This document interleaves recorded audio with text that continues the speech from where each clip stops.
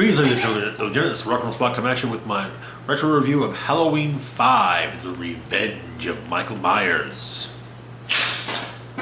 A few days ago we went over Halloween 4, so let's talk about, we'll follow up with the next one. Now, while Halloween 2 continued the story the same night as Halloween 1, Halloween 5 takes place, depending on which line of dialogue you're listening to, a year or 2 years after the events of Halloween 4.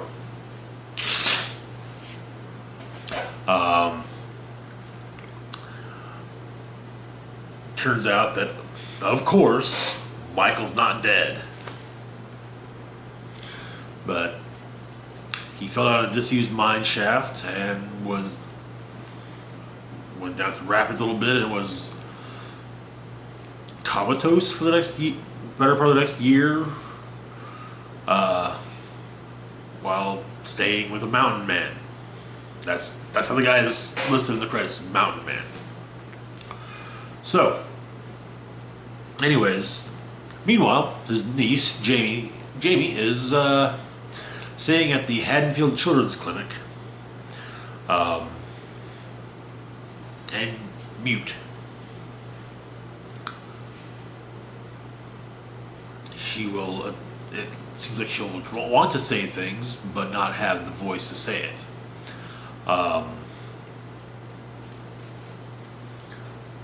She, of course, learns of Michael's survival and him killing his host and coming back towards Haddonfield through her psychic link with her uncle. Let me roll my eyes about that for a second.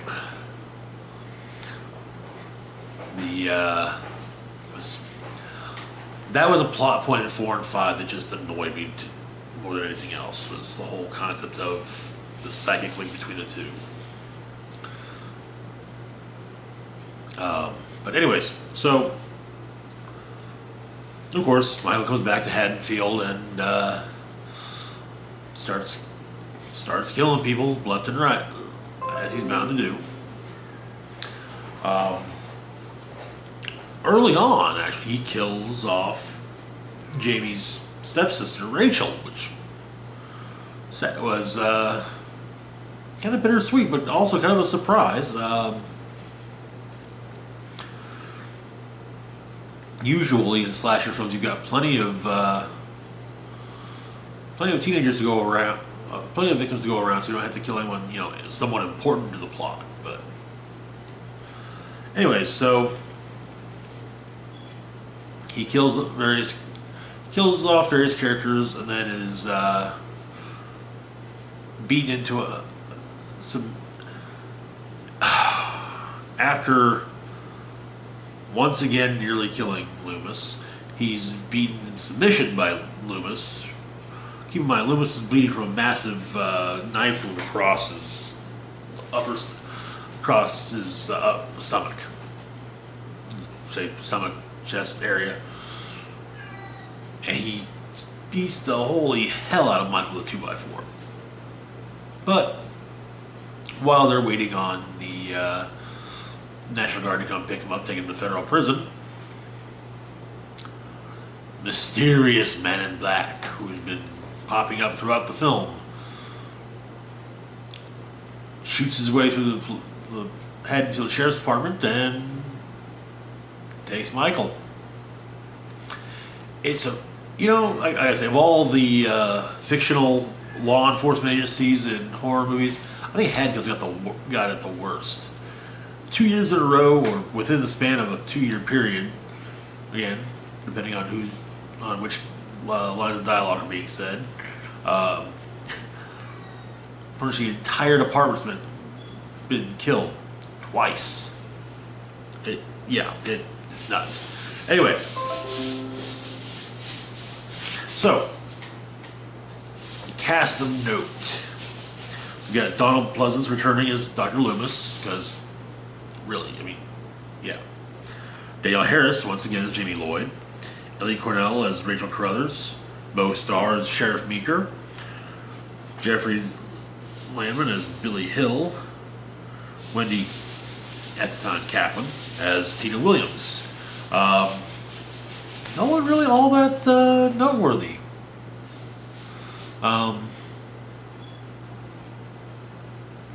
Anyway, so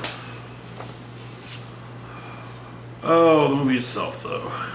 First off, it forgoes what looked to be what was going to happen, the further plot of the Halloween franchise right off the bat.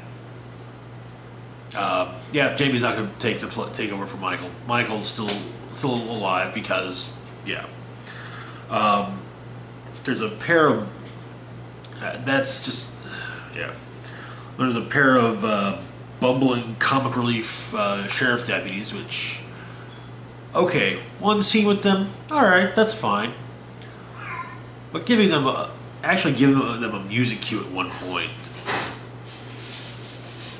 Oh, they're terrible. They're the worst. It gets the ball rolling on the whole Thorn storyline for the series, which, well, take that as you will. We'll get it. To be perfectly honest, while the Thorn storyline is initially picked up in this movie, it's really not explained until the next movie. So that's where we'll really talk about it. Like I mentioned, they were actually willing to kill an important character, unlike previous entries in the series.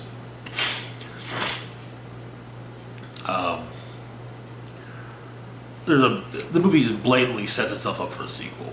It's kind of just saying, yeah, you know what?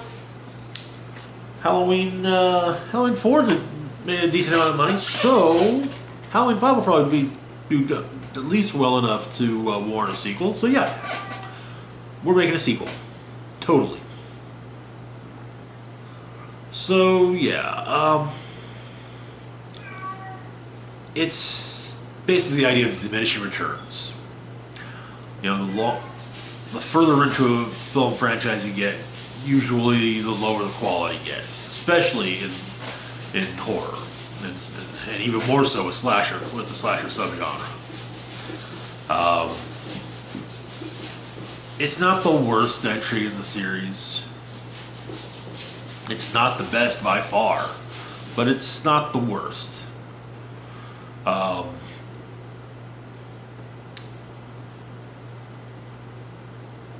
There were some actually interesting moments which I think would have been better utilized in 4, or the whole with continuing on with Jamie taking the place of Michael. It is implied that perhaps Jamie can actually calm Michael.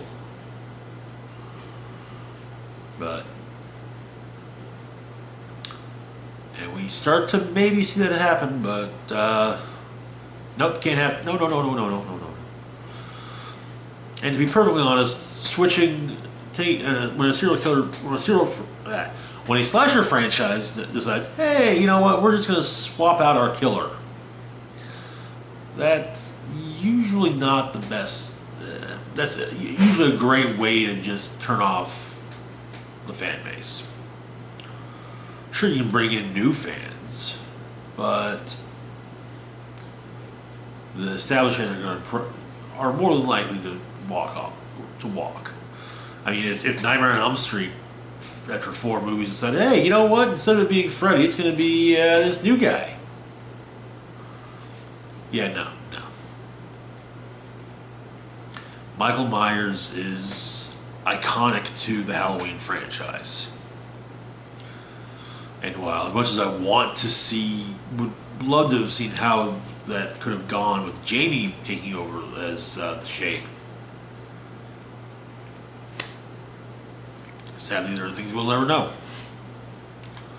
And I understand why they opted to play it safe. So anyways, yeah, so probably be taking tomorrow off.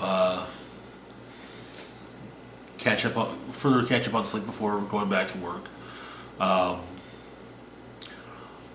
Planning to get in a review of Hellfest at some point in the near future, either Saturday or Sunday.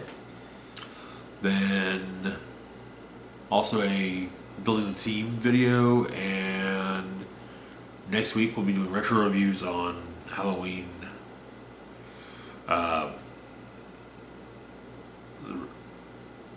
Curse, yeah, Halloween 6, The Curse of Michael Myers, as well as Halloween H2O.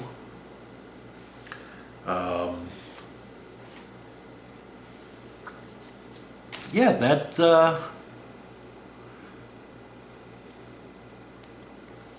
I think that's going to about cover for today. As always, feel free to like, share, and subscribe. Hit the bell icon to be notified when I put up new content. Links to my social media, to Facebook, Twitter, and Patreon are in the description box down below. It's Rock and Roll Spock signing off, saying live long and rock hard.